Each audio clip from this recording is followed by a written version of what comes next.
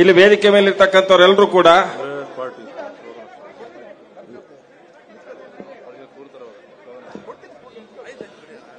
ಅಲ್ಲಿ ಆಚೆ ಈಚೆ ಕೂತಿರ್ತಕ್ಕಂಥವರೆಲ್ಲರೂ ಕೂಡ ಕಾರ್ಯಕ್ರಮ ಈಗ ಪ್ರಾರಂಭ ಆಗ್ತದೆ.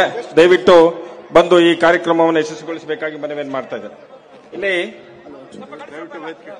ಏನು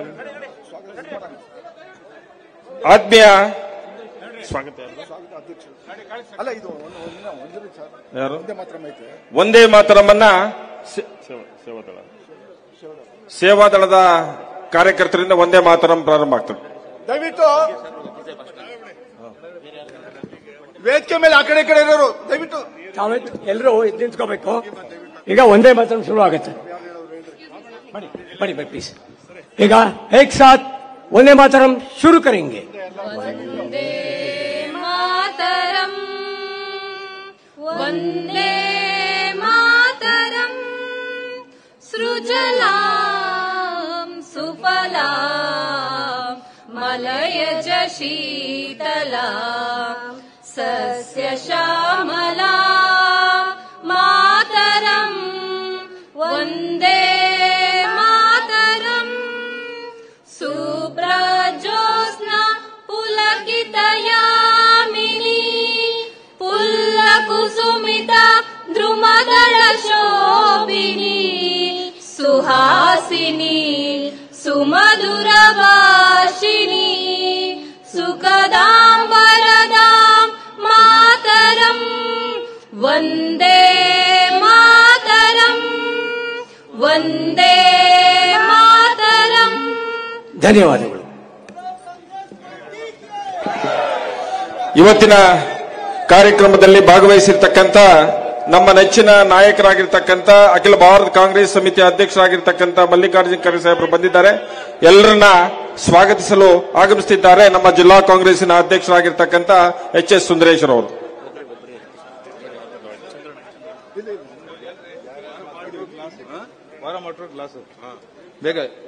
ದಯವಿಟ್ಟು ಬನ್ನಿ ಈ ಕಡೆ ಪ್ಲೀಸ್. ದಯವಿಟ್ಟು ನೋಡಿ, ಬಂದಿರ್ತಕ್ಕಂಥ ಅಖಿಲ ಭಾರತ ಕಾಂಗ್ರೆಸ್ ಅಧ್ಯಕ್ಷರು, ನೀವು ಬೇರೆ ತರ ಇದ್ ಮಾಡ್ಬೇಡ್ರಿ. ಬಟ್ ದಯವಿಟ್ಟು ಎಲ್ಲ ಕೆಳಗೋಗಿ ಕ್ಲೀನಾಗಿ ಕೂತ್ಕೊಳ್ರಿ. Nuisance create ಮಾಡ್ಬೇಡ್ರಿ. ಮತ್ತೆ ಈ ಒಂದು ಸಮಾರಂಭಕ್ಕೆ ಸ್ವಲ್ಪ ತಡವಾಗಿದೆ, ದಯವಿಟ್ಟು ಕ್ಷಮಿಸಬೇಕು. ಈ ಒಂದು ನಮ್ಮ ನಿಮ್ಮೆಲ್ಲರ ನೆಚ್ಚಿನ ನಾಯಕರು, ಅಖಿಲ ಭಾರತ ಕಾಂಗ್ರೆಸ್ ಸಮಿತಿಯ ಅಧ್ಯಕ್ಷರು, ಹಿರಿಯರು, 9 ಬಾರಿ ಶಾಸಕರಾಗಿ ಕರ್ನಾಟಕ ರಾಜ್ಯದಲ್ಲಿ ಹಲವಾರು ಇಲಾಖೆಗಳಲ್ಲಿ ಕೆಲಸ ಮಾಡಿ ಇವತ್ತು ಕೇಂದ್ರ ಸಚಿವರಾಗಿ, ಲೋಕಸಭಾ ಸದಸ್ಯರಾಗಿ ಸುಮಾರು 50 ವರ್ಷಗಳ ಕಾಲ ಸುದೀರ್ಘ ರಾಜಕೀಯ ಅನುಭವವನ್ನು ಹೊಂದಿರತಕ್ಕಂಥ ನಮ್ಮ ನಿಮ್ಮೆಲ್ಲರ ನೆಚ್ಚಿನ ನಾಯಕರು, ಹಿರಿಯರಾದ ಸನ್ಮಾನ ಮಲ್ಲಿಕಾರ್ಜುನ ಖರ್ಗೆ ಅವರಿಗೆ ಜಿಲ್ಲಾ ಕಾಂಗ್ರೆಸ್ ವತಿಯಿಂದ ಹೃತ್ಪೂರ್ವಕವಾದ ಸ್ವಾಗತವನ್ನು ಬಯಸ್ತಾ ಇದ್ದೇನೆ. ಅದೇ ರೀತಿಯಾಗಿ ಈ ಒಂದು ಕಾರ್ಯಕ್ರಮಕ್ಕೆ ಆಗಮಿಸಿರುವಂತಹ ಅಖಿಲ ಭಾರತ ಕಾಂಗ್ರೆಸ್ ಇನ್ನ ಪ್ರಧಾನ ಕಾರ್ಯದರ್ಶಿಗಳಾದಂಥ ಸನ್ಮಾನ್ಯ ಅವಿನಾಶ್ ಪಾಂಡೆ ಅವರಿಗೂ ನಾನು ಸ್ವಾಗತವನ್ನು ಬಯಸ್ತಾ ಇದ್ದೇನೆ. ಮತ್ತು ಇಲ್ಲಿಯ ಇನ್ಚಾರ್ಜ್ ಆಗಿರ್ತಕ್ಕಂಥ ಮಯೂರ್ ಜಯಕುಮಾರ್ ಅವರಿಗೂ ನಾನು ಸ್ವಾಗತವನ್ನು ಬಯಸ್ತಾ ಇದ್ದೇನೆ. ಸಿರಿವಲ್ಲ ಪ್ರಸಾದ್ ಅವರಿಗೂ ನಾನು ಸ್ವಾಗತವನ್ನು ಬಯಸ್ತಾ ಇದ್ದೇನೆ. ಮತ್ತು ಕೆಪಿಸಿಸಿಯ ಎಲ್ಲ ಪದಾಧಿಕಾರಿಗಳು ಸ್ವಾಗತವನ್ನು ಬಯಸ್ತಾ, ಈಗ ನಾವು ಯಾರು ಜಾಸ್ತಿ ಮಾತಾಡಕ್ಕೆ ಹೋಗೋದಿಲ್ಲ. ಇವತ್ತು ಕರ್ನಾಟಕ ರಾಜ್ಯದಲ್ಲಿ, ಇಡೀ ರಾಜ್ಯದಲ್ಲಿ ಬಹಳಷ್ಟು ಜಿಲ್ಲೆಗಳಲ್ಲಿ ಇವತ್ತು ಚುನಾವಣಾ ಪ್ರಚಾರವನ್ನು ಮಾಡಿ ನಮ್ಮ ನೆಚ್ಚಿನ ಅಖಿಲ ಭಾರತ ಅಧ್ಯಕ್ಷರಾದಂತಹ ಸನ್ಮಾನ್ಯ ಮಲ್ಲಿಕಾರ್ಜುನ ಖರ್ಗೆ ಸಾಹೇಬ್ರವರು ಈ ಸ್ವರ್ಭಕ್ಕೆ ಅರ್ಜೆಂಟ್ ಆಗಿ 2 ಗಂಟೆಗಳ ಫಂಕ್ಷನ್ ಇದಕ್ಕೆ ಹೋಗಬೇಕಾಗಿರೋದ್ರಿಂದ ಇವತ್ತು ನೇರವಾಗಿ ತಮ್ಮನ್ನು ಉದ್ದೇಶಿಸಿ ಮಾತಾಡ್ತಾರೆ. ದಯವಿಟ್ಟು ಎಲ್ಲ ಕೂತ್ಕೊಳ್ಬೇಕು.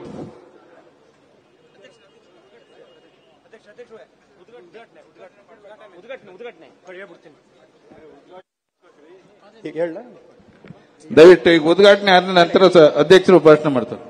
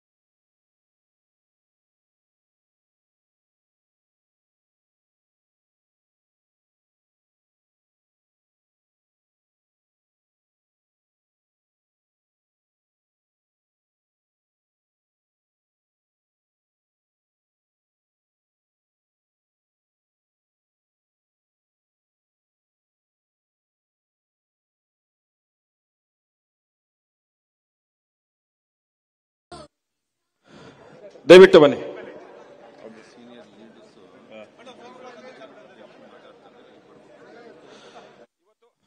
ಆತ್ಮೀಯ ಬಂಧುಗಳೇ, ನಮ್ಮ ನೆಚ್ಚಿನ ನಾಯಕರು, ಅಖಿಲ ಭಾರತ ಕಾಂಗ್ರೆಸ್ ಸಮಿತಿಯ ಅಧ್ಯಕ್ಷರು, ನಮ್ಮೆಲ್ಲರ ದೇಶದ ಆಶಾಕಿರಣ ಆಗಿರ್ತಕ್ಕಂಥ ಸನ್ಮಾನ್ಯ ಮಲ್ಲಿಕಾರ್ಜುನ್ ಖರ್ಗೆ ಸಾಹೇಬರು ತಮ್ಮೆಲ್ಲರನ್ನು ಉದ್ದೇಶಿಸಿ ಮಾತಾಡಲಿದ್ದಾರೆ. ಎಲ್ಲರೂ ಕೂಡ ಅಲ್ಲಿ ಆ ಕಡೆ ಇರ್ತಕ್ಕಂಥವ್ರು ಬಂದು ಎಲ್ಲ ಕೂತ್ಕೋಬೇಕು.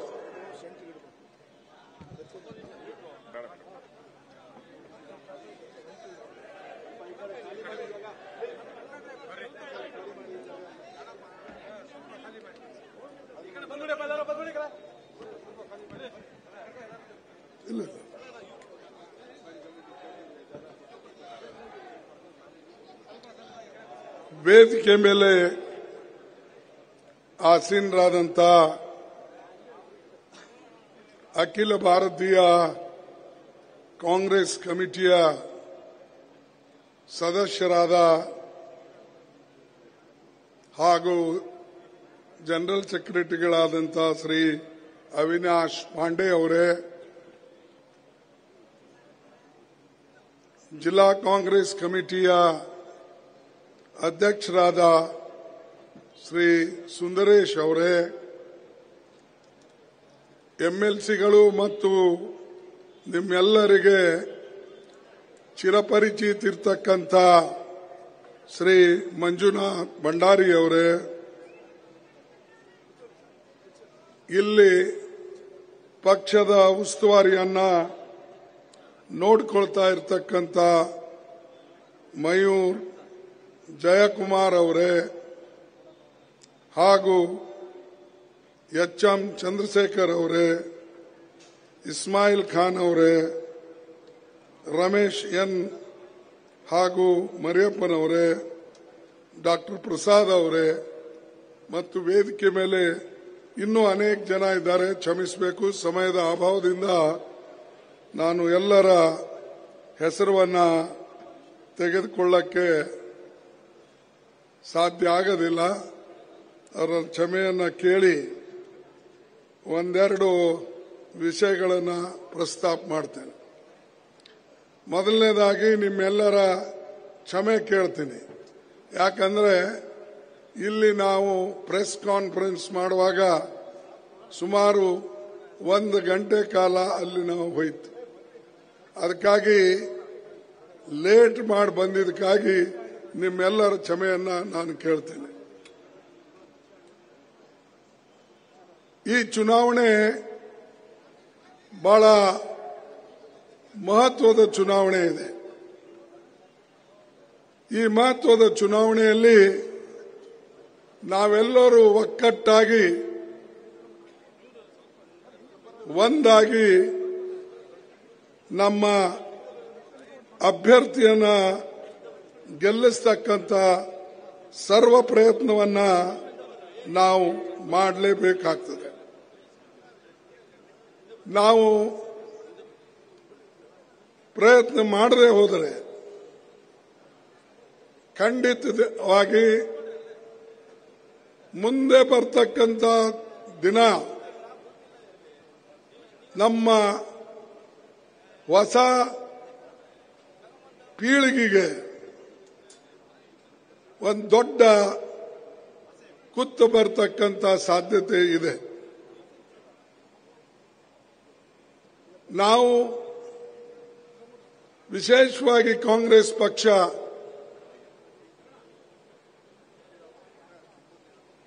ಸುಮಾರು 138 ವರ್ಷ ತನ್ನದೇ ಆದಂಥ ಸಿದ್ಧಾಂತಗಳನ್ನು ಇಟ್ಟುಕೊಂಡು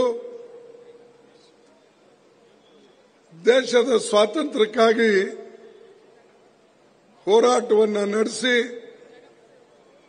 ಗಾಂಧೀಜಿಯವರ ನೇತೃತ್ವದಲ್ಲಿ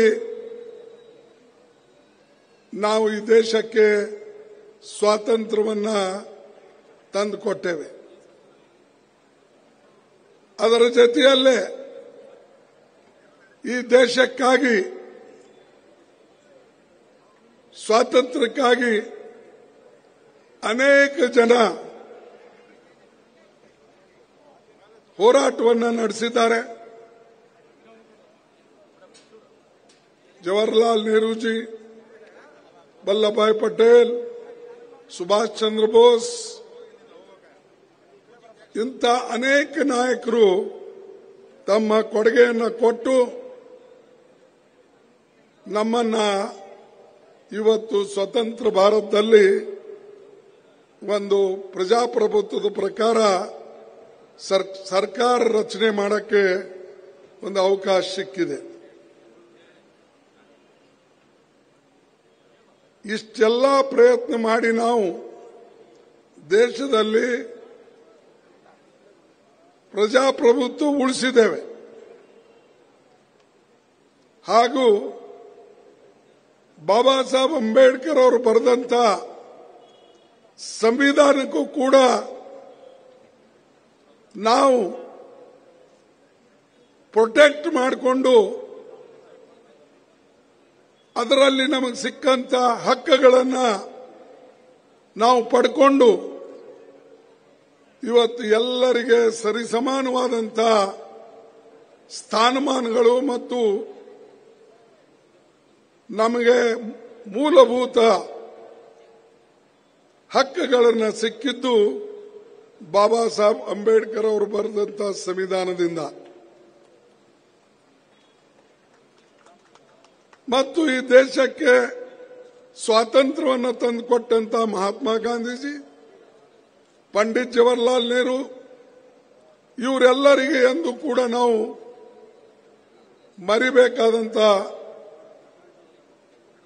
ಮರಿಬೇಕಾದಂತ ಸಾಧ್ಯತೆ ಇಲ್ಲ.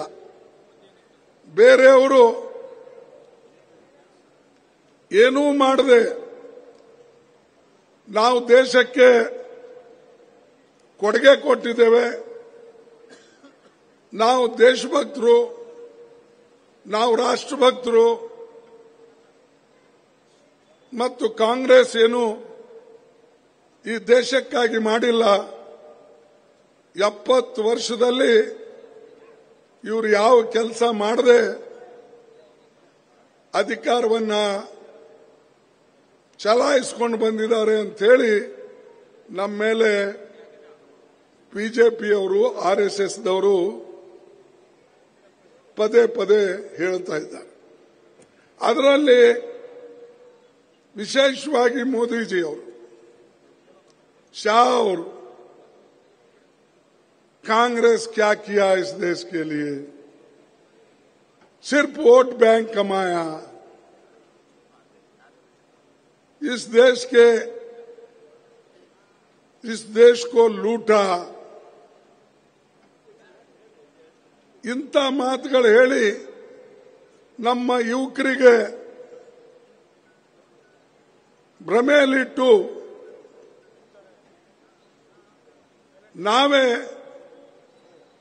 ಪ್ರಗತಿ ಮಾಡತಕ್ಕಂಥವ್ರು, ಡೆವಲಪ್ಮೆಂಟ್ ಮಾಡತಕ್ಕಂಥವ್ರು ಅಂಥೇಳಿ ಎಲ್ಲರಿಗೆ ಹೇಳಿಕೊಂಡು ಪ್ರಚಾರ ಮಾಡಿಕೊಂಡು ಬಂದರು. ನಾನು ಕೇಳ್ತೇನೆ, ಈ ಸ್ವಾತಂತ್ರ್ಯವನ್ನ ಸಂಪಾದನೆ ಮಾಡಬೇಕಾಗಿದ್ರೆ, ಈ ಸ್ವಾತಂತ್ರ್ಯವನ್ನ ನಾವು ಪಡ್ಕೊಳ್ಬೇಕಾದ್ರೆ ಇದರಲ್ಲಿ ನಿಮ್ಮ ಆರ್ಎಸ್ಎಸ್, ಬಿಜೆಪಿ ಕೊಡುಗೆ ಏನಿದೆ ಅಂತ ನೀವು ಮೊದಲು ತಿಳಿಸಿ. ನೀವೇನು ನಿಮ್ಮ ಜನ, ನಿಮ್ಮ ಪಾರ್ಟಿಯ ಮುಖಂಡರು ಏನಾದರೂ ಜೈಲಿಗೆ ಹೋಗಿದಾರ?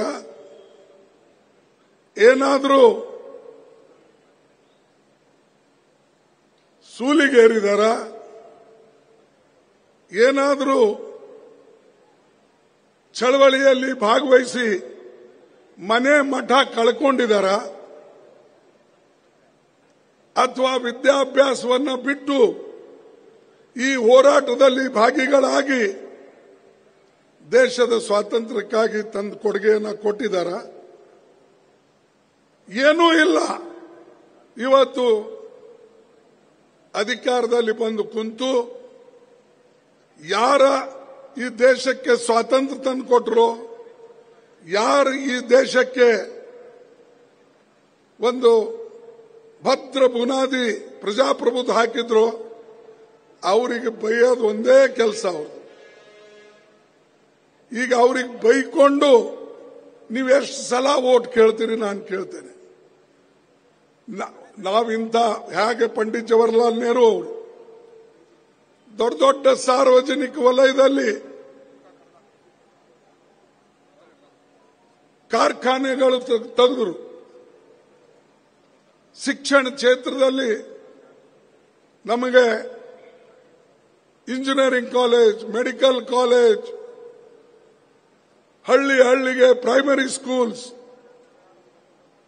ಹೈಸ್ಕೂಲ್ಸ್ ಇದು ನಮ್ಮ ಸರ್ಕಾರ ಮಾಡಿತು. ನೀವೇನ್ ಮಾಡಿದ್ದು? ಅವಾಗಿದ್ದ ಶಾಲೆಗಳು ಇವತ್ತು ಕ್ಲೋಸ್ ಆಗ್ತಾ ಇವೆ. ನಮ್ಮ ರಾಜ್ಯದಲ್ಲಿರ್ತಕ್ಕಂಥ ಅನೇಕ ಸರ್ಕಾರಿ ಶಾಲೆ ಮುಚ್ಚೋಗಿವೆ. 2,50,000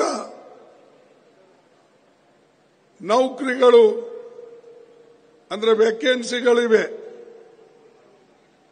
ಆ 2,50,000 ವೇಕೆನ್ಸಿಗಳು ನೀವು ಯಾಕೆ ತುಂಬುತ್ತಾ ಇಲ್ಲ ಅಂತ ಹೇಳಿ ನಾನು ಕೇಳ್ತೇನೆ.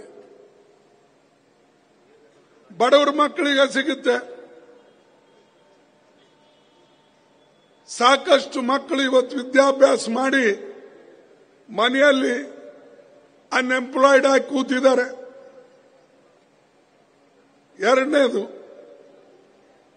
ಕೇಂದ್ರ ಸರ್ಕಾರದಲ್ಲಿ 30 ಲಕ್ಷ ವೇಕೆನ್ಸಿಗಳಿವೆ, ಅವರು ತುಂಬುತ್ತಾ ಇಲ್ಲ. ಒಂದ್ ಕಡೆ ಸರ್ಕಾರಿ ನೌಕರಿಗಳೇ ನೀವು ತುಂಬುತ್ತಾ ಇಲ್ಲ, ಇನ್ನೊಂದು ಕಡೆ ನೀವು ಹೇಳ್ತಕ್ಕಂಥದ್ದು मैं हर साल 2-2 करोड़ नौकरियां दूंगा, अगर मुझे आप चुनेंगे तो मैं हर साल 2 करोड़ नौकरियां हमारे युवकों को दूंगा. उसके साथ बाहर का पैसा ಹೊರಗಿನ ದುಡ್ಡು ಕಪ್ಪಣ ತಂದು ಪ್ರತಿಯೊಬ್ಬರಿಗೆ 15 ಲಕ್ಷ ಕೊಡ್ತೀನಿ ಅಂತ ಹೇಳಿದ್ರು. ನಿಮ್ಮ 15 ಲಕ್ಷ ಎಲ್ಲಿದೆ? ನಿಮಗೇನಾದ್ರೂ ಸಿಕ್ಕಿರ್ಬೇಕು. ಶಿವಮೊಗ್ಗದವರು ಬಹಳ ಬುದ್ಧಿವಂತರು, ವಿದ್ಯಾವಂತರು, ತಿಳುವಳಿಕೆ ಇರ್ತಕ್ಕಂಥವ್ರು. ಇಲ್ಲ ನೋಡಮ್ಮ, ಮನೆಗೆ ಏನಾದ್ರು ತಂದಿಟ್ಟಾರೆ ನೋಡಿ. ಇಲ್ಲ, ನೌಕರಿಗಳು ಏನಾದ್ರೂ ಗುಪ್ತವಾಗಿ ನಿಮ್ಮ ಮಕ್ಕಳಿಗೆ ನೌಕರಿಯಲ್ಲಿ ಆದ್ರೂ ಏನಾದ್ರು ಸ್ಥಾನ ಕೊಟ್ಟಿದ್ದಾರೆ ನೋಡಿ. ಇಲ್ಲ. ಆದ್ರೆ ಇನ್ನೂ ಮೋದಿ ಅವರು ಧೈರ್ಯದಿಂದ ಹೇಳ್ತಾರೆ, मैं इतने नौकरियां देता हूं. कांग्रेस ने क्या किया? अरे भैया, आप क्या किए पहले बोलो. हमने तो किया जो करना था. ನಾವೇನ್ ಮಾಡಬೇಕಾಗಿತ್ತು ನಾವು ಮಾಡಿದ್ದೇವೆ. ಅದಕ್ಕಾಗಿ ಇವತ್ತು ದೇಶ ಸಮರ್ಥವಾಗಿ ಉಳಿದಿದೆ, ಪ್ರಜಾತಂತ್ರ ಉಳಿದಿದೆ, ಸಂವಿಧಾನದ ರಕ್ಷಣೆ ಮಾಡಿದ್ದೇವೆ. ಅದರ ಹಕ್ಕನ್ನ ನಿಮಗೆ ಸಿಗ್ತಾ ಇದೆ.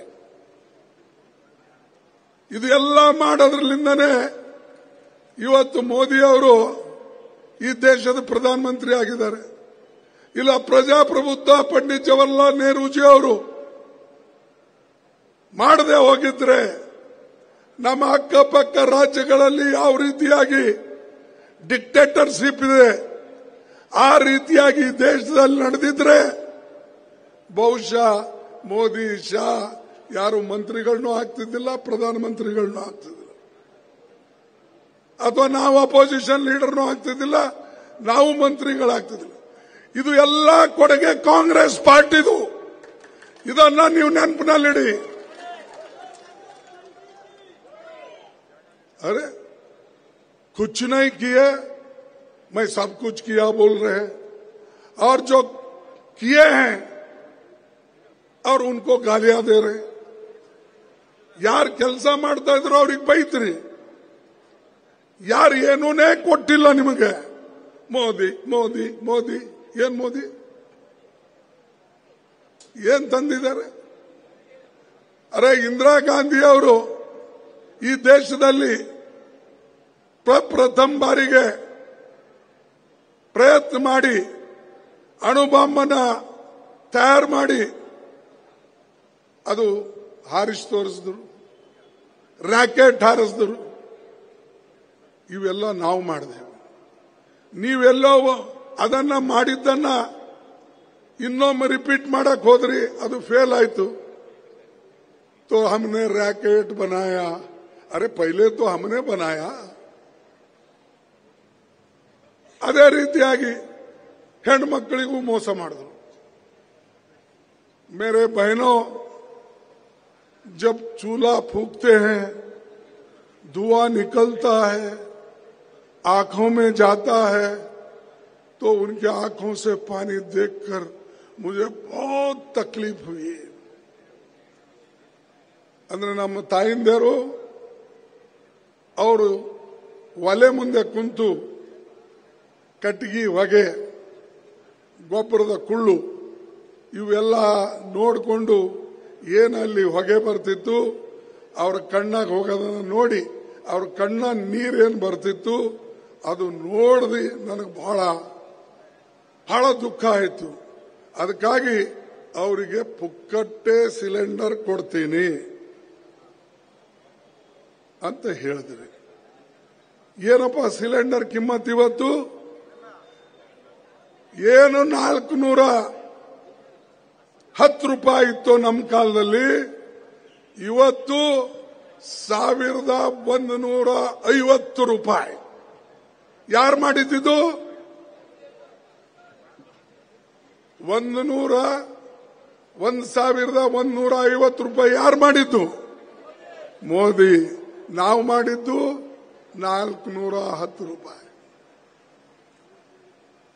ನಾವು ಬಡವರಿಗೆ ಇದ್ದಿದ್ದಂಗೆ ಹೇಳಿ ಕೊಡ್ತೇವೆ, ಇವರು ಸುಳ್ಳು ಹೇಳಿ ಮತ ಗಳಿಸೋದು, ಆಮೇಲೆ ದೇಶಕ್ಕಾಗಿ ನಾವು ಮಾಡಿದೆವು. ನಾವೇನು ದೇಶಕ್ಕೆ ಮಾಡಲಿಲ್ಲ. ನಾವು ದೇಶಕ್ಕೆ ಮಾಡದೆ ಹೋದ್ರೆ ದೇಶದ ಇಷ್ಟು ಅಭಿವೃದ್ಧಿ ಆಗ್ತಿತ್ತ? ಎಲ್ಲ ರೋಡ್ಗಳು, ಶಾಲೆಗಳು, ಈಗೇನು ಒಂದು ರೋಡ್ ಇರ್ತದೆ, ಅದು ಡಬಲ್ ರೋಡ್ ನಮ್ಮ ಕಾಲದಲ್ಲಿ ಇರಬಹುದು.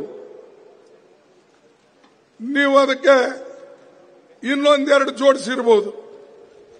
ನಮ್ಮ ಕಾಲದಲ್ಲಿ ಒಂದು ಇರಬಹುದು ಲೈನ್, ನೀವೆರಡು ಮಾಡಿರ್ಬೋದು. ಹೊಸದೇನ್ ಮಾಡಿರೋದನ್ನ ಹೇಳಿ. ನಾವು ರೈಲ್ವೆ ಮಾಡಿದೆವು, ಎಲ್ಲ ರೇಲ್ ಹರಳಿ ಹಾಸಿದ್ದು ನಮ್ಮ ಕಾಲದಲ್ಲಿ. ಆದರೆ ಇವರು ಬಂದು ಆ ಹಳೆ ಇಂಜನು, ಹಳೆ ಡಬ್ಬಿಗಳಿಗೆ ಸುಣ್ಣ ಹೊಡೆದು, ಬಣ್ಣ ಹೊಡೆದು, ಪೇಂಟ್ ಹೊಡೆದು, ಅದನ್ನ ಮೋದಿ ಅವರು ಬಂದು ಹಸಿರು ನಿಶಾನೆ ತೋರಿಸೋದು. ಎಲ್ಲಿ? ಅರೆ ಇದು ಮೈಸೂರಿಂದ ಕಾಶಿಗೂ भेज रहा हूं. ಅರೆ ಮೈಸೂರಿಂದ ಕಾಶಿಗೆ ನಾವೇ ಕಳಿಸಿದ್ದು. ನಾನು ಯಾವಾಗ ರೈಲ್ವೆ ಮಿನಿಸ್ಟರ್ ಇದ್ದೆ ಅವಾಗ ಮಂಜೂರಿ ಮಾಡಿ ವೀಕ್ಲಿ ಥ್ರೈಸ್ ಮಾಡಬೇಕು ಅಂತ ಮಾಡಿಕೊಟ್ಟಿದ್ದೇವೆ. ನೀವು ಅದೇ ಬಂದು ಉದ್ಘಾಟನೆ ಮಾಡಿ ಮೈನೆ ಕಾಶಿಗೂ भेज रहा हूं ಲೋಕಕ್ಕೂ. ಇಂಥ ಸುಳ್ಳುಗಾರರು ನಮ್ಮ ರಾಜ್ಯದಲ್ಲಿ 40% ಕಮಿಷನ್ ಕೇಳಿರಲಿದು. ನಾನು ಹೇಳ್ತಾ ಇಲ್ಲ, ನಮ್ಮ ಕಾಂಟ್ರಾಕ್ಟರ್ ಅಸೋಸಿಯೇಷನ್ದವರು, ಆಮೇಲೆ ಗ್ರಾಂಟ್ ಇನ್ ಏಡ್ ಸ್ಕೂಲ್ದವರು, ಆಮೇಲೆ ಯಾವುದೇ ಒಂದು ಗ್ರಾಂಟ್ ತೆಗೆದುಕೊಳ್ಳಕ್ ಹೋದ್ರೆ NGOs ಬಲ್ಲಿ ಎಲ್ಲರ ಹತ್ರ ಸುಮಾರು 40% ಅದರ ಒಳಗಿಂದ ಹೋಗ್ತದೆ. ಮತ್ತು ಗುಣಮಟ್ಟದ ಕೆಲಸ ಹೇಗಾಗಬೇಕು? ಗುಣಮಟ್ಟದ ಕೆಲಸ ಇವ್ರ ಕಾಲದಲ್ಲಿ ಇಲ್ಲ. ಲಂಚ ತಗೊಳ್ಳದೆ ಒಂದು ಕೆಲಸ ಮಾಡೋದಿಲ್ಲ. ಮತ್ ಮ್ಯಾಲಿಂದ ಹೇಳೋದು ಹಮಾರಿ ಸರ್ಕಾರ ಬಹುತ್ ಕ್ಲೀನ್ ಹೈ, ಸ್ವಚ್ಛ ಇದೆ. ನಿಮ್ಮ ಆಡಳಿತ ಸ್ವಚ್ಛ ಇಲ್ಲ, ನೀವು ಕಲಂಕಿತರು. ಇಡೀ ದೇಶ ಹೇಳ್ತದೆ, ಇಡೀ ರಾಜ್ಯ ಹೇಳ್ತದೆ ನೀವು ಕೇಳಿ, ಯಾರಿಗಾದ್ರೂ ಕೇಳಿ. ಆದರೂ ಕೂಡ ಕೆಲವು ಜನ ಸಹಿಸ್ತಾರೆ. ಇನ್ನು ಅಲ್ಲಿಂದ ಹೊಂಟ್ರೆ ಕೆಲವು ಜನರಿಗೆ ಅವ್ರು ಜಮಾಯಿಸಿಡ್ತಾರೆ. ದುಡ್ಡಿದೆ ಸಾಕಷ್ಟು, ಖಜಾನಾ ಭಾರತೀಯ ಜನತಾ ಪಾರ್ಟಿ ಖಜಾನಾ ತುಂಬಿದೆ, ದುಡ್ಡು ಕೊಟ್ಟು ತಂದು ಜನರಿಗೆ ಕಳಿಸಿ ಉದೋ ಉದೋ ಉದೋ ಮೋದಿ ಉದೋ ಮೋದಿ ಉದೋ ಅನ್ಕೊಂಡು ಹೊರಡ್ತಾರೆ. ನೀವು ಈ ದೇಶ, ನಮ್ಮ ಕರ್ನಾಟಕ ಕೊಡುಗೆ ಏನ್ ನಿಮ್ದು? ಏನ್ ಕರ್ನಾಟಕ ಏನಾದ್ರೂ ಒಂದು ದೊಡ್ಡ ಕಾರ್ಖಾನೆ ಮಾಡಿಕೊಟ್ಟಿರಾ? ದೊಡ್ಡ ಇನ್ವೆಸ್ಟ್ಮೆಂಟ್ ಮಾಡಿರಾ? ಏನ್ ಮಾಡಿದ್ದು ಕೂಡ ಮೈಸೂರು ಮಹಾರಾಜರ ಕಾಲದಲ್ಲಿ ಮತ್ತು ಜವಾಹರ್ಲಾಲ್ ನೆಹರೂಜಿ ಅವರ ಕಾಲದಲ್ಲಿ ಪಬ್ಲಿಕ್ ಸೆಕ್ಟರ್ನಾಗ ಆಗಿದ್ದು. ಅದು ಸ್ಟೀಲ್ ಫ್ಯಾಕ್ಟರಿ ಇರಬಹುದು, ಪೇಪರ್ ಫ್ಯಾಕ್ಟರಿ ಇರಬಹುದು, ಅಥವಾ ಗ್ರೀನ್ ರೆವಲ್ಯೂಷನ್. ನಮ್ಮ ದೇಶದಲ್ಲಿ ಅನ್ನಕ್ಕಾಗಿ ಜನ ಮರಗ್ತಾ ಇದ್ರು. ಅಮೆರಿಕದಿಂದ ಗೋಧಿ ತಂದು PDS ನಲ್ಲಿ ಹಂಚ್ತಿದ್ರು. ಈಗ ಜನರಿಗೆ ಹೊಟ್ಟೆ ತುಂಬ ಅನ್ನ ಸಿಗ್ತಾ ಇದೆ. ಗೋಡೌನ್ಗಳು ಫುಲ್ ಆಗಿ ಆಹಾರ ಧಾನ್ಯದಿಂದ ತುಂಬಿ ತುಳುಕ್ತಾ ಇದೆ. ಅಲ್ಲಿ ಇವತ್ತು ಹಾಳಾಗ್ತಾ ಇದೆ ಅಂತ ಹೇಳಿ ಸೋನಿಯಾ ಗಾಂಧಿ ಅವರು ಈ ಫುಡ್ ಸೆಕ್ಯೂರಿಟಿ ಆಕ್ಟ್ ತಂದು, ಆಹಾರ ಭದ್ರತೆ ಕಾನೂನು ತಂದು, ಎಲ್ಲರಿಗೆ ನಾವು ಪುಕ್ಕಟ್ಟೆ ಇವತ್ತಿನ ದಿವಸ ರೈಸ್ ಕೊಡಬೇಕು ಅಂತ ಹೇಳಿ, ಅಕ್ಕಿ ಕೊಡಬೇಕು ಅಂತ ಹೇಳಿ ಅವರು ಕಾನೂನು ಮಾಡಿ ಪುಕ್ಕಟ್ಟೆ ಅಕ್ಕಿ ಕೊಡ್ತಕ್ಕಂಥದ್ದು ಮಾಡಿದ್ರು. ಈಗ ಅದನ್ನ ನಾವು ಪ್ರತಿ ಮನುಷ್ಯನಿಗೆ 10 kg ಮಾಡ್ತಾ ಇದ್ದೇವೆ. ಇದು ನಮ್ಮ ಪ್ರಾಮಿಸ್, 10 kg. ಆಮೇಲೆ ನಮ್ಮ ಗೃಹ ಜ್ಯೋತಿ 200 ಯೂನಿಟ್ ಫ್ರೀ, ಗೃಹಲಕ್ಷ್ಮಿ 2,000 ರೂಪಾಯಿ, ಅನ್ನಭಾಗ್ಯ 10, ಯುವ ನಿಧಿ 3,000 ರೂಪಾಯಿ, ಡಿಪ್ಲೊಮಾ ಹೋಲ್ಡರ್ಗೆ 1,500 ರೂಪಾಯಿ ಫ್ರೀ ಬಸ್ ಪಾಸು ಹೆಣ್ಮಕ್ಳಿಗೆ. ಇವೆಲ್ಲ ನಮ್ ಗ್ಯಾರಂಟಿ. ಇದು ನಮ್ಮ ಹೆಣ್ಮಕ್ಳಿಗೆ ಕೊಡ್ತಕ್ಕಂಥ ಕೊಡುಗೆ ನಮ್ದು. ಮತ್ ನಾವೇನ್ ನುಡಿತೇವೆ ಅದರಂಗ ನಡೀತೇವೆ. ನೀವು ಹೇಳೋದೊಂದು ಮಾಡೋದೊಂದು. ಆಮೇಲೆ ಹೇಳ್ತೀರಿ, ಇಲ್ಲ ಹಮ್ ಜೋ ಕುछ बोले वो सब जुमले हैं. अरे जुमले बोलते हो, लोगों को धोखा देते हो, झूठ बोलते हो. अरे झूठों के सरदार लोग आप, ऐसा नहीं बोलना चाहिए. लोगों को एक कहना कथनी और करने में फर्क नहीं रहना चाहिए. ಹೇಳೋದೇ ಒಂದು, ಮಾಡೋದೇ ಒಂದು, ಇದು ಇರಬಾರದು. ಅದಕ್ಕೆ ನಾನು ಬಂಧುಗಳೇ ಹೇಳ್ತೀನಿ, ಕರ್ನಾಟಕ ರಾಜ್ಯ ಇದು ಪ್ರಗತಿ ಪರವಾದಂಥದ್ದು. ಶಿವಮೊಗ್ಗ ಜಿಲ್ಲೆ ಅಂತೂ ಕೇವಲ ಬುದ್ಧಿಜೀವಿ ಅವ್ರದ್ದು ಅಷ್ಟೇ ಅಲ್ಲ, ಸಾಮಾನ್ಯ ಜನರ ಬಗ್ಗೆನೂ ಚಿಂತನೆ ಮಾಡತಕ್ಕಂಥ ಜಿಲ್ಲೆ.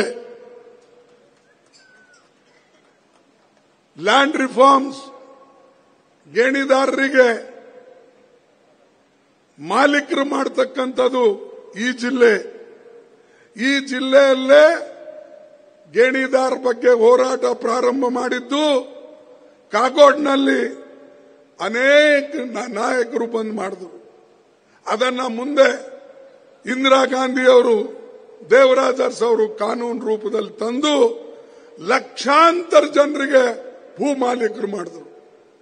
ಉಳುವವನೇ ಭೂಮಿಯ ಒಡೆಯ ಯಾರ್ರೀ? ಮೋದಿ ಮಾಡಿದ್ದ? ಶಾ ಮಾಡಿದ್ದ? ನಿಮಗೆ ಜಮೀನು ಕೊಡ್ತಾ ಇದ್ದೇವೆ. ಇವರು ನಿಂದ್ರಕ್ಕೆ, ಒಂದು ಹೆಜ್ಜೆ ಇಡಕ್ಕೆ 1 ಇಂಚು ಭೂಮಿ ಯಾರಿಗೆ ಕೊಟ್ಟಿಲ್ಲ. ನಾವು ಲಕ್ಷಾಂತರ ಸೌತ್ ಕ್ಯಾನ್ರಾ, ನಾರ್ತ್ ಕ್ಯಾನ್ರಾ, ಉಡುಪಿ, ಶಿವಮೊಗ್ಗ, ಧಾರವಾಡ ಇಲ್ಲೆಲ್ಲ ಜನರಿಗೆ ಹಂಚಿದ್ದೇವಲ್ಲ. ಏನ್ ದೊಡ್ಡ ರೆವಲ್ಯೂಷನ್ ಆಗಿಲ್ಲ, ಆದರೆ ಆರ್ಥಿಕ ಪರಿಸ್ಥಿತಿಯನ್ನ ಸುಧಾರಿಸಬೇಕು ಅಂತ ಹೇಳಿ ಕರ್ನಾಟಕ ರಾಜ್ಯದಲ್ಲಿ ನಾವು ಮಾಡಿದ್ದೇವೆ. ನೀವೇನ್ ಮಾಡಿದ್ರಿ? ನೀವು ಜಗಳ ಹಚ್ಚೋದು ಕುಚ್ಚನೆ ಏನು ಸಿಗ್ಲಿಲ್ಲಪ್ಪ ಅಂದ್ರೆ Hindu Muslim Hindu Muslim Hindu Muslim. ಅರೆ ಇದಕ್ಕೆ ಬಿಟ್ಟು ಬೇರೆ ವಿಷಯ ಇಲ್ಲ ನಿಮ್ಮಲ್ಲಿ. ಆಮೇಲೆ ಶಾ ಅವರು ಹೇಳ್ತಾರೆ ಕಾಂಗ್ರೆಸ್ ಅಧಿಕಾರಕ್ಕೆ ಬಂದ್ರೆ ಕರ್ನಾಟಕದಲ್ಲಿ ದಂಗೆ ಹೇಳ್ತವೆ.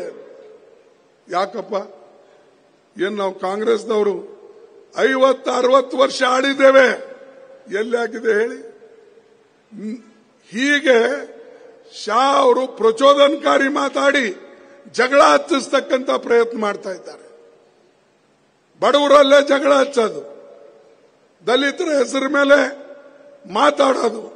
ನನಗೆ ಆಶ್ಚರ್ಯ ಅನಿಸ್ತದೆ, ಸ್ವಾತಂತ್ರ್ಯ ಸಿಕ್ಕ 73 ವರ್ಷ ಆದ್ಮೇಲೂ ಕೂಡ ಸಂವಿಧಾನ ಬಂದು ಶಾ ಮತ್ತು ಅವ್ರು ಬಿಜೆಪಿದವ್ರು ಹೋಗಿ ಒಂದು ಶೆಡ್ಯೂಲ್ ಕಾಸ್ಟ್ ಮನಿ ಒಳಗೆ ಊಟಕ್ಕೆ ಕುಂತಂಗ್ ಮಾಡಿ ಟಿವಿ ಎಲ್ಲ ತೋರ್ಸೋದು. ಇದು ದೊಡ್ಡದ? ಅರೆ ಅವರು ಮನುಷ್ಯರೇ, ಮತ್ತು ನೀವು ಧರ್ಮದ ಹೆಸರಿನಲ್ಲಿ ನಾವೆಲ್ಲ ಒಂದೇ ಧರ್ಮದವರು ಅಂತ ಹೇಳ್ತೀರಿ. ಅವ್ರ ಮನೆಗೆ ಹೋಗಿ ಊಟ ಮಾಡಿದ್ದು ಇದು ಸುದ್ದಿ ಮಾಡ್ತೀರಾ? ಅವ್ರ ಮನುಷ್ಯರಲ್ಲ.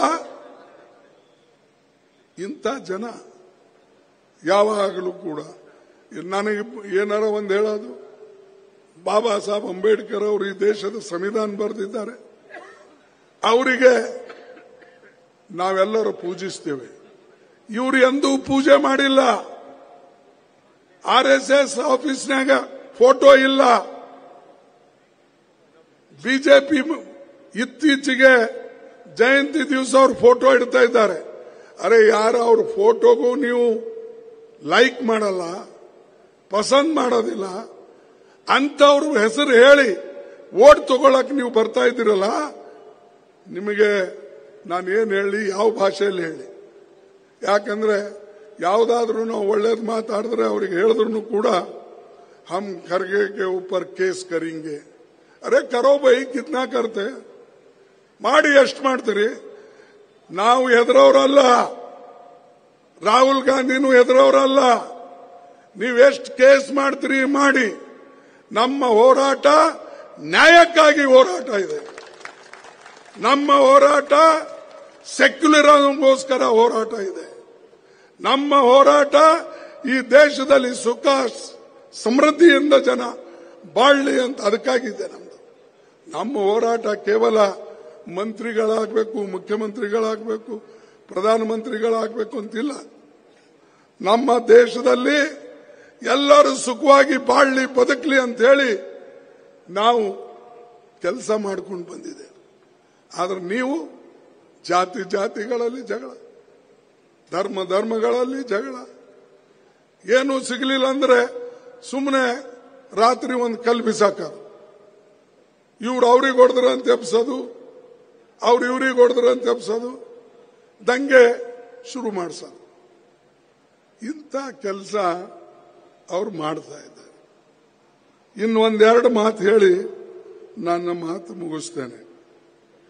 ಅವ್ರು ಏನು ನೀವೇನ್ ಮಾಡಿರಿ ಏನ್ ಮಾಡಿರಿ ಅಂತ ಬಹಳ ಸಲ ಕೇಳ್ತಾರೆ. ನಮ್ಮ ದೇಶದಲ್ಲಿ ಸ್ವಾತಂತ್ರ್ಯ ಪೂರ್ವದಲ್ಲಿ 100ಕ್ಕೆ 16 ಜನ ಶಿಕ್ಷಿತರಿದ್ದರು. ಇವತ್ತು ಸ್ವಾತಂತ್ರ್ಯ ನಂತರ 2014ರವರೆಗೆ 70% ಜನ ವಿದ್ಯಾವಂತರಾಗಿದ್ದಾರೆ. ಇದು ನಮ್ದು ಕೊಡುಗೆನೋ ಇಲ್ಲೋ, ಅದ್ರಾಗ ಮೋದಿ ಶಾ ಅವರು ಬಂದರು. ಯಾಕಂದ್ರೆ ಅವರು ಅದಕ್ಕಿಂತ ಮೊದಲೇನು ಹುಟ್ಟಿಲ್ಲ, 47ಕ್ಕಿಂತ ಮುಂಚೆ. ಅಥವಾ ಮಧ್ಯದಲ್ಲಿ ಇದೇ ಸರ್ಕಾರಿ ಸ್ಕೂಲ್ನಾಗ ಓದಬೇಕು, ಇಲ್ಲ ನಾವು ಕೊಟ್ಟಂತ ಪರ್ಮಿಷನ್ ಆ ಸ್ಕೂಲ್ನಲ್ಲೇ ಓದಿರ್ಬೇಕಲ್ಲ. मत नमक कहता तुमने क्या किया, हमने ये किया, आपको पढ़ाया, आपको लिखाया, संविधान की रक्षा किया, डेमोक्रेसी में आपको जिंदा सब लोग सुखी से रहने का काम किया. नाविदू ಮಾಡಿದ್ದೇವೆ. ಏನು ಒಂದು ಕಡೆ ಎಲ್ಲರೂ ಶಾಂತಿಯಿಂದ ಬದುಕತಕ್ಕಂಥದ್ದು, ಪ್ರಜಾಪ್ರಭುತ್ವದ ರಕ್ಷಣೆ ಮಾಡತಕ್ಕಂಥದ್ದು, ಸಂವಿಧಾನದ ರಕ್ಷಣೆ ಮಾಡತಕ್ಕಂಥ ಇದು ಮಾಡಿದಕ್ಕಾಗೆ ಈ ರಕ್ಷಣೆ ನಾವು ಸಂವಿಧಾನ ಮತ್ತು ಪ್ರಜಾಪ್ರಭುತ್ವ ರಕ್ಷಣೆ ಮಾಡಿದಕ್ಕಾಗೆ ಮೋದಿ ಅವರೇ ನೀವು ಈ ದೇಶದ ಪ್ರಧಾನಮಂತ್ರಿ ಆಗಿರಿ, ಇಲ್ಲದ್ರ ಅವಕಾಶ ಇರಲಿಲ್ಲ. ಅದಕ್ಕೆ ನೀವು ಕಾಂಗ್ರೆಸ್ಗೆ ಪೂಜಿಸಬೇಕು. You should worship Congress. ಯಾಕಂದ್ರೆ ಸಂವಿಧಾನ ಪ್ರಜಾಪ್ರಭುತ್ವ ನಾವು ಗಟ್ಟಿಯಾಗಿ ಇಟ್ಟು ಅದರ ಬೇರನ್ನು ಆಳವಾಗಿ ಜವಾಹರ್ಲಾಲ್ ನೆಹರು ಅವರು ಹಾಕಿ ಬಾಬಾ ಸಾಹೇಬ್ ಅಂಬೇಡ್ಕರ್ ಅವರು ಸಂವಿಧಾನ ಬರೆದು ಮಾಡಿ ನಿಮಗೆ ಕೊಟ್ಟಿದಾರಲ್ಲ, ಅದನ್ನ ನೀವು ಸ್ವೀಕಾರ ಮಾಡಿ 10 ಸಲ ಇಲ್ಲ 100 ಸಲ ನೀವು ನಮಸ್ಕಾರ ಮಾಡಬೇಕು. ಅದು ಬಿಟ್ಟು ನಮಗೆ ಕೇಳ್ತಕ್ಕಂಥದ್ದು ಮಾತು. ಅದಕ್ಕೆ ಇನ್ನೊಂದು ನಿಮಗೆ ಹೇಳ್ತೀನಿ. ಈಗ ನಿಮಗೆಲ್ಲ ಗೊತ್ತಿದೆ, ಪೇಪರು, ಸಣ್ಣ ಪುಟ್ಟ ಮೊಸರು, ಅನ್ನ ಎಲ್ಲ ಯಾವುದೂ ಬಿಟ್ಟಿಲ್ಲ, ಎಲ್ಲದ್ರ ಮೇಲೆ ಟ್ಯಾಕ್ಸ್. ಈಗ ಒಂದು ಉಳಿದಿದೆ, ಅದು ಏನು ಗೊತ್ತಾ? ಈ ಗಾಳಿ ಮೇಲೆ ಟ್ಯಾಕ್ಸ್ ಇಲ್ಲ. ಇನ್ನು ಮೋದಿ ಅವ್ರ ಕಣ್ಣು ಬಿದ್ದಿಲ್ಲ ಅವರಿಗೆ. ಯಾಕಂದ್ರೆ ಈ ಗಾಳಿಯಲ್ಲಿ ಆಕ್ಸಿಜನ್ ಇರ್ತದೆ. ಆಕ್ಸಿಜನ್ ಇದ್ರೆ ಮನುಷ್ಯ ತಗೊಂಡ್ರೆ ಬದುಕ್ತಾನೆ. ಆಕ್ಸಿಜನ್ಲಿಂದ ಮನುಷ್ಯ ಬದುಕಬೇಕಾದ್ರೆ ನಾನು ಇದ್ರ ಮೇಲೆ ಯಾಕೆ ಟ್ಯಾಕ್ಸ್ ಹಾಕಬಾರ್ದು ಅಂತೇಳಿ ಇನ್ನೂ ಅವ್ರ ತಲೆಯಾಗಿ ಬಂದಿಲ್ಲ. ಬಂತಂದ್ರೆ ಅದು ಮುಂದಿನ ಇದರಲ್ಲಿ ಹಾಕ್ಬಿಡ್ತಾರೆ ಟ್ಯಾಕ್ಸ್. ಒಂದಕ್ಕೂ ಬಿಟ್ಟಿಲ್ಲ. ಸರ್ಕಾರದ ಎಲ್ಲ ಆಸ್ತಿ ಮಾರೋದು, ಸರ್ಕಾರದ ಸಂಪತ್ತನ್ನ ಒಂದೇ ವ್ಯಕ್ತಿ ಕೊಡೋದು, ಇದು ಎಲ್ಲ ಕೆಲಸ ಮಾಡಿದ್ದಾರೆ. ದುಡ್ಡು ನಮ್ಮದು, LIC ದುಡ್ಡು, ಪ್ರಾವಿಡೆಂಟ್ ಫಂಡ್ ದುಡ್ಡು, ಬ್ಯಾಂಕಿನ ದುಡ್ಡು ಎಲ್ಲ ಸಾಲ ಮಾಡಿ ಆ ಅದಾನಿ ಅಂತವನಿಗೆ ಕೊಟ್ಬಿಡೋದು. ಕೊಟ್ಬಿಟ್ಟು ನೀ ಖರೀದಿ ಮಾಡಪ್ಪ, ನಮ್ಮ ಪೋರ್ಟ್ಗಳು ಖರೀದಿ ಮಾಡು, ಏರ್ಪೋರ್ಟ್ಗಳು ಖರೀದಿ ಮಾಡು, ರಸ್ತೆಗಳ ಖರೀದಿ ಮಾಡು. ಇದು ಎಲ್ಲ ಇವತ್ತು ಒಂದು ಒಂದು ಒಂದು ಅಂತವ್ರಿಗೆ ಮಾಡ್ತಾ ಇದ್ದಾರೆ. ದುಡ್ಡು ನಮ್ಮದೇ, ಪ್ರಾಪರ್ಟಿನೂ ನಮ್ಮದೇ. ಇದು ಹೆಂಗಿದೆ ನೋಡಿ. 2.5 ವರ್ಷದಲ್ಲಿ ಯಾರಾದ್ರೂ ಒಬ್ಬ ಉದ್ದಿಮೆದಾರ, ಯಾರಾದ್ರೂ ಒಬ್ಬ ವ್ಯಾಪಾರಸ್ಥ 12 ಲಕ್ಷ ಕೋಟಿ 2.5 ವರ್ಷದಲ್ಲೇ 12 ಲಕ್ಷ ಕೋಟಿ ಗಳಿಸ್ತಾನ, ಸಂಪಾದನೆ ಮಾಡ. ಹೇಗೆ ಮಾಡ್ದ ಅಂತ ಕೇಳಿದಕ್ಕಾಗೆ ರಾಹುಲ್ ಗಾಂಧಿ ಅವರಿಗೆ ಅನರ್ಹ ಮಾಡಿ ಹೊರಗಾಕ್ಬಿಟ್ರು. ಅವ್ರ ಬಾಯಿ ಮುಚ್ಚಿಸ್ಬೇಕು ಅಂತ ಮಾಡಿದ್ರು. ನಮ್ಮ ಭಾಷಣಗಳ ಅರ್ಧಕ್ಕೆ ಕಟ್ ಮಾಡಿದ್ರು. ಇಂಥ ಸರ್ಕಾರ ಕೇಂದ್ರದಲ್ಲಿದೆ ಮತ್ತು ಇಲ್ಲಿ ಕರ್ನಾಟಕದಲ್ಲಿ ಕೂಡ ಅದೇ ಗತಿ ಇದೆ. ಇಲ್ಲೂ ಲಂಚ ಹೊಡೆಯೋದು, ಇಲ್ಲೂ ಪ್ರತಿಯೊಂದರದಾಗೂ ಕೂಡ ಸಣ್ಣ ಪುಟ್ಟ ಇದರಲ್ಲಿ ಹೇಳಿಕೊಂಡು ಸಮಾಜದಲ್ಲಿ ಓಡಿಸ್ತಕ್ಕಂಥ ವ್ಯವಸ್ಥೆ ಮಾಡೋದು, ಸಿಲೆಬಸ್ ಚೇಂಜ್ ಮಾಡೋದು. ಏನು ಒಳ್ಳೇದು ಮಾಡ್ತಾ ಇದ್ದೀರಿ ನೀವು, ಸಿಲೆಬಸ್ನಾಗ ಚೇಂಜ್ ಮಾಡೋದು, ಆಮೇಲೆ ಇತಿಹಾಸನ ತಿರ್ಚ್ತದೆ. ಇಂಥ ಕೆಲಸ ಮಾಡ್ತಕ್ಕಂಥವರಿಗೆ ನೀವು ಬುದ್ಧಿ ಕಲಿಸಬೇಕು ಅಂತ ಹೇಳಿ ನಿಮ್ಮೆಲ್ಲರಿಗೆ ನಾನು ಕಳಕಳಿಯಿಂದ ಕೇಳ್ಕೊಳ್ತೇನೆ. ಅದಕ್ಕೆ ತಡವಾಗಿ ಬಂದಿದ್ದಕ್ಕಾಗಿ ಮತ್ತೊಮ್ಮೆ ನಿಮ್ಮ ಕ್ಷಮೆ ಕೇಳಿ ನನ್ನ ಮಾತು ಮುಗಿಸ್ತೇನೆ. ಜೈ ಹಿಂದ್, ಜೈ ಕರ್ನಾಟಕ. ಆಮೇಲೆ ನಾ ಕೊನೆ ಒಂದು ಇದು ಹೇಳ್ತೀನಿ ನಿಮಗೆ, ನೀವು ಸ್ಲೋಗನ್ ಹಾಕಬೇಕು. ಜೈ ಹಿಂದ್. ಇಲ್ಲಿ ಮ್ಯಾಲಿನವರೇ ಉಸಿರಿಲ್ಲ ಆದ್ರೆ ಹೆಂಗ್ ಬರ್ತದೆ? ಜೈ ಹಿಂದ್, ಜೈ ಹಿಂದ್, ಜೈ ಕಾಂಗ್ರೆಸ್, ಜೈ ಕಾಂಗ್ರೆಸ್, ಜೈ ಕಾಂಗ್ರೆಸ್. ನಿಮ್ಮೆಲ್ಲರಿಗೆ ಧನ್ಯವಾದಗಳು. ಹಸ್ತದ ಚಿಹ್ನೆಗೆ ಹಸ್ತದ ಚಿಹ್ನಕ್ಕೆ ಮತ ನೀಡಿ ಕಾಂಗ್ರೆಸ್ಗೆ ಜೈಬೇರಿ ಓಡಿಸಬೇಕು. 10ನೇ ತಾರೀಖು ನಿಮ್ದೇನೇ ಕೆಲಸ ಇದ್ರೂ ಕೂಡ ಬಿಟ್ಟು ನಮ್ಮ ಕಾಂಗ್ರೆಸ್ ಪಕ್ಷದ ಏನು ಅಭ್ಯರ್ಥಿಗಳಿದ್ದಾರೆ ಆ ಇಬ್ರು ಅಭ್ಯರ್ಥಿಗೆ ನೀವು ಆರಿಸಿ ತರಬೇಕು ಅಂತ ಕೇಳ್ಕೊಂಡು ನನ್ನ ಮಾತು ಮುಗಿಸ್ತೇನೆ. ಜೈ ಹಿಂದ್.